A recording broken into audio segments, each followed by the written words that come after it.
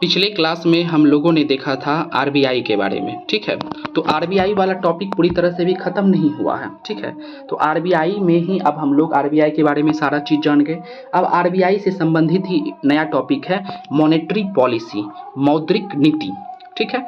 तो इसको समझने से पहले इसका तुम पहले बैकग्राउंड समझ लो। जैसे मान लो कि हम लोग बहुत ज़्यादा खाना खा लेते हैं तब भी बीमार पड़ जाते हैं, ठीक है। और जब बहुत कम खाते हैं तब भी बीमार पड़ जाते हैं। यानी हमारे शरीर में भोजन का संतुलन होना चाहिए, तभी हम ठीक रहेंगे, स्वस्थ रहेंगे, ठीक है। ठीक इसी प्रकार हम जानते हैं कि आरबीआई पैसा छापता है, तो क्या वो बहुत ज़्यादा पैसा छाप देगा तो बहुत बढ़िया हो जाएगा? नहीं।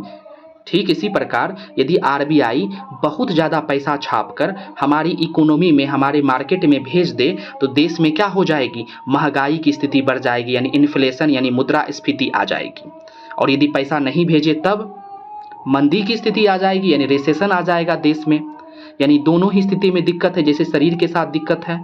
इसका मतलब है कि हमारी इकोनॉमी में जो है मुद्रा का जो प्रवाह होना चाहिए वो बिल्कुल बैलेंस स्थिति में होना चाहिए, ठीक है। यानी हमारे इकोनॉमी में जो है, हमारे बाजार में जो है, देश में जो है मुद्रा का प्रवाह यानी तरलता क्या होना चाहिए? एकदम बैलेंस स्थिति में होना चाहिए, ठीक है। तो यही वजह है कि देश में ऐसी स्थिति ना आए, ठीक है, ना महंगाई की स्थिति आ जाए ज़्यादा पैसा छापने पर, और ना जो है मंदी की स्थिति आ जाए। तो देश में ऐसी स्थिति ना आए, इसलिए आरबीआई इस चीज़ को बैलेंस करने के लिए जो नीति बनाता है उसी नीति को बोलते हैं मौद्रिक नीति। और नीति बनाना जरूरी है, नहीं तो देश में क्या हो जाएगा? दिक्कत हो जाएगा, महंगाई की स्थिति बढ़ जाएगी या फिर जो है मंदी की स्थिति आ जाएगी। तो इसलिए जो है ऐसा स्थिति ना आए, देश के साथ ऐसा ना हो, तो क्या करता है? तो जो नीति बनाता है आरबीआई इन चीज़ों को बैलेंस करने के लिए, उसी को बोलते हैं मौद्रिक नीति, ठीक है। अब इसका मतलब है कि मौद्रिक नीति किसके द्वारा बनाया जाता है? आरबीआई के द्वारा बनाया जाता है। तो ये काम क्या करेगा सर? तो ये काम करता है क्या कि बाजार में जो है मुद्रा का जो प्रवाह है यानी तरलता, उसको नियंत्रित करता है, कंट्रोल करता है। तभी तो कंट्रोल करके रखता है, तभी तो ना तो महंगाई की स्थिति आ पाती है और ना ही जो है मंदी की स्थिति आ पाती है। इसका मतलब ये हो गया, मौद्रिक नीति का परिभाषा क्या हो गया? मॉनेटरी पॉलिसी का परिभाषा ये हो गया कि मौद्रिक नीति आरबीआई द्वारा बनाई गई ऐसी नीति होती है जिसमें आरबीआई बाजार में यानी इकोनॉमी में मुद्रा के प्रवाह यानी तरलता को नियंत्रित करके यानी कंट्रोल करता है, ठीक है। तो समझ में आ गया, मौद्रिक नीति कौन बनाया? आरबीआई बनाया, ठीक है। बनाने से क्या हुआ कि जो बाजार में मुद्रा का प्रवाह यानी तरलता है वो कंट्रोल स्थिति में रहता है, नियंत्रित स्थिति में रहता है, ताकि ना तो रिसेशन की स्थिति आ जाए, ना मंदी की स्थिति आ जाए, और ना ही जो है इन्फ्लेशन यानी मुद्रास्फीति यानी महंगाई की स्थिति आ जाए, ठीक है। यानी कहने का मतलब ये हो गया कि जब हमारे बाजार में यानी इकोनॉमी में मुद्रा का प्रवाह बहुत ज़्यादा हो जाएगा या फिर कम हो जाएगा तो उसे कंट्रोल कौन करेगा? आरबीआई करेगा। तो ज़्यादा हो जाएगा तो क्या करेगा? कम करेगा। और कम हो जाएगा तो क्या करेगा? ज़्यादा करेगा, ठीक है। तो अब जो है मौद्रिक नीति को, मॉनेटरी पॉलिसी को समझने के लिए जो है तुम ये मान के चलो कि आरबीआई जो है एक डॉक्टर की तरह काम करता है। तुम इस तरह से सोचो, आसानी से समझ में आ जाएगा, ठीक है। जैसे डॉक्टर जो है कई उपकरणों से हमारा इलाज करता है, उसी प्रकार जो है आरबीआई जो है कई सारे इंस्ट्रूमेंट, मौद्रिक नीति के जो है कई सारे इंस्ट्रूमेंट हैं जिसके तहत जो है बाजार में जो है बाजार पर जो है अपना कंट्रोल बना के रखता है, खास करके मुद्रा के प्रवाह को, ठीक है। तो वो कौन कौन से इंस्ट्रूमेंट हैं? तो दो प्रकार के इंस्ट्रूमेंट हैं, यानी मौद्रिक नीति के जो इंस्ट्रूमेंट है यानी उपकरण है वो दो प्रकार के होते हैं। एक होता है डायरेक्ट इंस्ट्रूमेंट यानी प्रत्यक्ष उपकरण, दूसरा होता है अप्रत्यक्ष उपकरण यानी इनडायरेक्ट इंस्ट्रूमेंट। प्रत्यक्ष उपकरण में कौन कौन आता है? तो CRR आता है और SLR आता है, जबकि अप्रत्यक्ष उपकरण में जो है हमारा LAF, और LAF में ही हम लोग पढ़ेंगे रेपो रेट को, रिवर्स रेपो रेट को, इसके बाद आगे बैंक दर हो गया, उसके बाद MSF हो गया, फिर उसके बाद OMO हो गया, ठीक है। तो बारी बारी से हम सबकी बात करेंगे। तो सबसे पहले हम बात करते हैं CRR की, यानी CRR क्या है? मॉनेटरी पॉलिसी का एक उपकरण है, एक इंस्ट्रूमेंट है, जिसके द्वारा क्या काम किया जाएगा? जिसके द्वारा जो है बाजार में जो मुद्रा का जो फ्लो है यानी तरलता है उसको कंट्रोल किया जाएगा। ठीक है, तो इसको समझने के लिए थोड़ा सा पहले बैकग्राउंड बना लेते हैं। तो सबसे पहले तो तुम ये जान लो कि कंट्रोल करने का काम कौन कर रहा है? आरबीआई।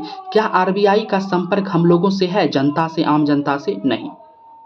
आरबीआई को बैंक से मतलब है, हमको बैंक से मतलब है, जनता, आम जनता को बैंक से मतलब है।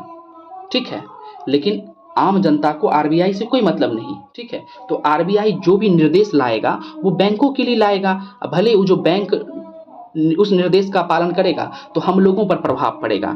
यानी आरबीआई किसका पिताजी है? बैंक का पिताजी है, मेरा या आपका पिताजी नहीं है। यानी आरबीआई को जो भी निर्देश देना होगा वो बैंकों को देगा और बैंक उस निर्देश को मानेंगे, जिसका असर हमारी और आपकी जेब पर पड़ेगा। ठीक है, यानी इस पूरी मॉनेटरी पॉलिसी में किसकी और किसकी बात चलेगी? बैंक और आरबीआई की ही बात चलेगी। कहीं पर भी जो है हमारी या आपकी बात नहीं होगी, यानी आम जनता की बात नहीं होगी।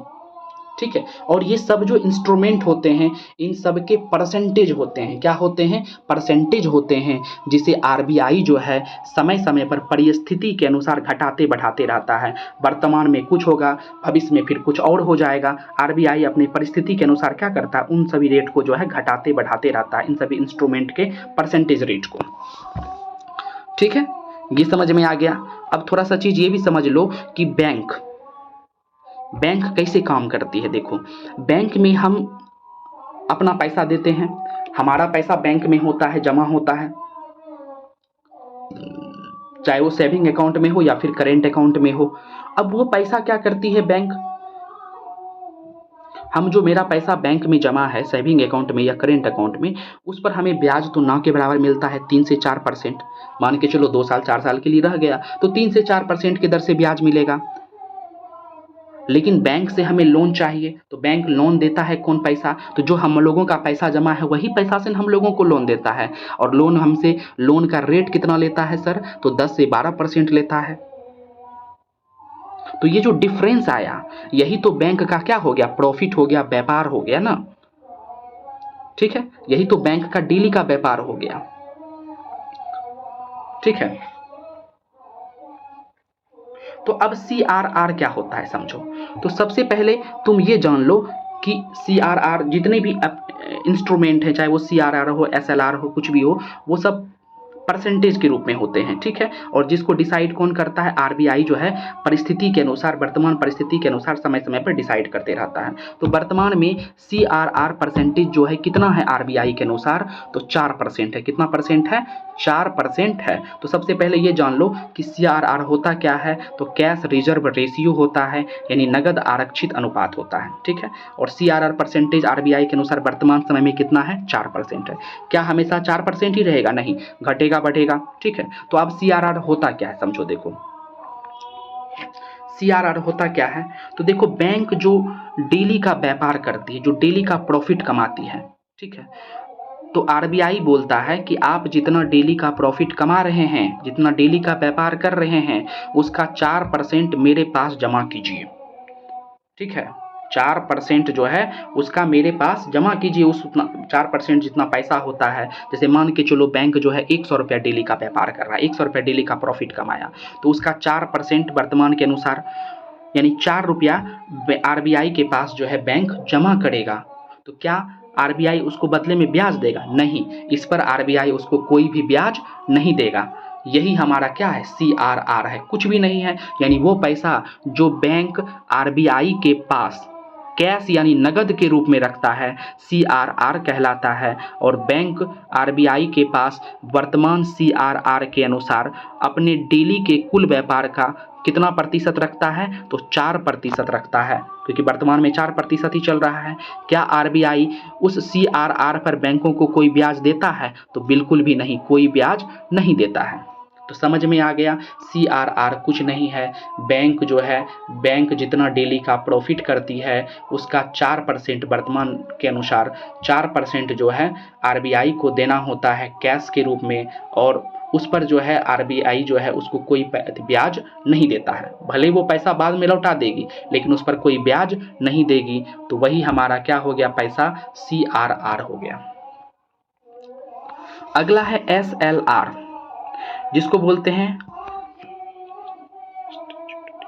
स्टैट्यूटोरी लिक्विडिटी रेशियो, यानी वैधानिक तरलता अनुपात। ठीक है, तो सबसे पहले तो ये भी परसेंटेज होगा। तो आरबीआई के अनुसार वर्तमान समय में SLR परसेंटेज कितना है, 18%। अब ये होता क्या है, देखो समझो, पहले इसके बैकग्राउंड को समझो। तो देखो, बैंक अपने कुल व्यापार का, डेली का जितना व्यापार करती है उसका 4% तो दे देती है आरबीआई को। तुम देखो, इसको आसानी से समझना है तो मान के चलो कि आरबीआई पिताजी है और बैंक उसका बेटा है। ठीक है, तो पहले CRR को समझो। तो होता क्या है, देखो पिताजी क्या कहते हैं, पिताजी अपने बच्चे को कहते हैं कि बेटा तुम जितना पैसा कमा रहा है महीने का उसका 4% हमको देगा, उस पर हम थोड़ा कोई ब्याज नहीं देंगे। तो वही CRR हो गया। फिर इसके बाद पिताजी दूसरी बार SLR को समझाने के लिए क्या कहता है, यानी आरबीआई क्या कहता है, पिताजी मतलब आरबीआई क्या कहता है, बेटा तुम जितना कमा रहा है देखो हमेशा दिन एक जैसा नहीं रहेगा। कभी कभी क्या होगा कि मान के चलो कहीं ऐसा दिन ना आ जाए कि कभी नौकरी छूट जाए, तो नौकरी छूट जाएगा तो दिक्कत हो जाएगा। तुम ऐसा करो, इमरजेंसी के रूप में जो है कुछ पैसा जो है अपने पास ही रखो। ठीक है, अपने पास ही रखो, लेकिन या तो कैश के रूप में रखो या फिर तरल संपत्ति के रूप में रखो, जिससे तुम आसानी से उसको जब चाहो कैश में बदल सको। हो सके कभी मान के चलो कि तुम्हारा नौकरी छूट गया, 2-3 महीना तक नया जॉब नहीं मिला, तो तुम उस पैसा से जो है घर चला सको या खुद के खर्च को चला सको। तो यही बात जो है आरबीआई जो है बैंक को बोलती है कि बेटा सब दिन जो है एक समान नहीं रहेगा, तुम ऐसा करो कुछ इमरजेंसी फंड के रूप में जो है मेरे पास जमा कर दो। तो कितना, क्या किस रेट में, तो जो SLR परसेंटेज वर्तमान में कितना चल रहा है, 18%। यानी जो है तुम डेली का जितना व्यापार करता है उसका 18%, जैसे 100 रुपया का डेली का व्यापार यदि बैंक कर रहा है तो उसका 18% यानी 18 रुपया तुम ऐसा करो, तुम हमको मत दो, अपने ही पास रखो, तुम अपने ही पास रखो। ठीक है, यानी बैंक अपने ही पास रखो, लेकिन किस रूप में रखो, कैश के रूप में रखो या फिर लिक्विड एसेट के रूप में रखो, यानी तरल संपत्ति के रूप में रखो, जैसे कि गोल्ड हो गया, विदेशी मुद्रा हो गया, गवर्नमेंट सिक्योरिटी जिसको बॉन्ड बोलते हैं, सरकारी प्रतिभूति बोलते हैं। इन सब को हम जब चाहे आसानी से क्या कर सकते हैं, कैश में भंजा सकते हैं, तभी तो इसको तरल संपत्ति बोलते हैं। ठीक है, तो ये सब इमरजेंसी के लिए रखो। तो SLR कुछ नहीं है, SLR क्या है, एक इमरजेंसी फंड है, इमरजेंसी वाला रुपया है। ठीक है, यानी इमरजेंसी के समय बैंक को काम आने वाला पैसा है, जो पैसा बैंक अपने पास खुद रखता है। ठीक है, जो वर्तमान के अनुसार कितना % की दर से रखता है, तो 18% के दर से रखता है। यानी वैसा पैसा जो बैंक अपने पास कैश या किसी तरल संपत्ति जैसे गोल्ड, विदेशी मुद्रा, सरकारी प्रतिभूति यानी गवर्नमेंट सिक्योरिटी के रूप में रखता है, वही हमारा क्या कहलाता है, SLR कहलाता है। यानी SLR कुछ नहीं हुआ, क्या हुआ, बस इमरजेंसी के लिए बैंक जो है आरबीआई के आदेशानुसार, ठीक है, जो उस समय का SLR परसेंटेज है उस हिसाब से जो पैसा अपने पास रखता है या तो कैश के रूप में या फिर लिक्विड एसेट के रूप में, वही हमारा SLR कहलाता है। और CRR क्या था, बैंक आरबीआई को पैसा देता है, जो उस समय CRR रेट यानी 4% चल रहा है, तो 4% अपनी कुल डेली के कुल व्यापार का 4% जो है आरबीआई को देता है। ठीक है, आरबीआई के पास जमा करता है और आरबीआई उस पैसे पर जो है ब्याज बैंक को नहीं देता है, तो वो CRR था। चलो, अब तीसरा है LAF, लिक्विडिटी एडजस्टमेंट फैसिलिटी। ठीक है, हिंदी में होता है तरलता समायोजन सुविधा, यानी इसमें तरलता यानी पैसे का समायोजन की बात करेंगे। ठीक है, यानी पैसे का जो प्रवाह हो रहा है, तरलता हो रहा है, उसके समायोजन की बात करेंगे। ठीक है, तो इसको हम लोग 2 भागों में बांट के पढ़ते हैं। एक है रेपो रेट, यानी रेपो दर, दूसरा है रिवर्स रेपो रेट यानी रिवर्स रेपो दर, यानी किसी एक को समझ गए तो दूसरा उसका क्या होगा, ठीक उल्टा होगा। तो सबसे पहले तो ये जान लो ये सब परसेंटेज होगा। पहले रेपो रेट की बात करते हैं, रेपो दर की। तो वर्तमान समय में आरबीआई के अनुसार रेपो दर, रेपो रेट कितना चल रहा है, 6%। ठीक है, ठीक है। तो अब आरबीआई क्या बोलता है बैंक को, बेटा जब तुम कभी घाटे में रहोगे,